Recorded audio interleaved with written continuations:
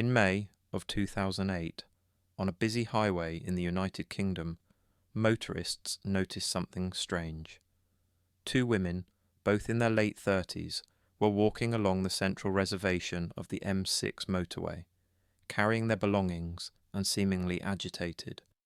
Police were called, traffic cameras recorded, and soon one of the strangest, most disturbing public breakdowns ever documented would unfold.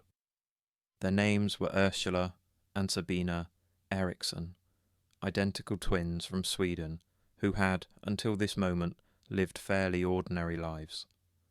Ursula resided in the United States, Sabina in Ireland, and there was little in their background to suggest what was about to happen. When officers arrived, the women were oddly defensive, clinging to each other and refusing to be searched, but then without warning, Ursula darted into oncoming traffic. Within seconds she was struck head-on by a lorry. Her body flew back and hit the ground violently as horrified drivers screamed. Before anyone could even process what had happened, Sabina followed, sprinting into traffic and colliding with a car at full force. The crash should have killed them both instantly, but shockingly, it didn't. Ursula lay on the ground with massive injuries, her legs crushed and mangled, but she was still conscious. Sabina, on the other hand, got up. She got up as if nothing had happened. She staggered to her feet, brushed herself off, and began screaming at the officers trying to help her. It was caught on live television, and what's seen is beyond unsettling. Sabina resisting police with superhuman strength, lashing out, even punching an officer, all while shouting, "They're going to steal our organs." Her paranoia, her rage, and her seeming imperviousness to pain had the appearance of something out of a horror film. Eventually, the two were restrained and rushed to medical treatment. Ursula's injuries were catastrophic, but Sabina somehow had only minor wounds. After a short evaluation, she was discharged. And here is where the story becomes even more disturbing. Hours after being released, still in a fragile and paranoid state of mind, Sabina wandered the streets of Stoke-on-Trent, where she met a man named Glenn Hollinshead, a kind, local resident, who saw her in distress and offered her food and a place to stay. Glenn could not have known that within 24 hours his generosity would cost him his life.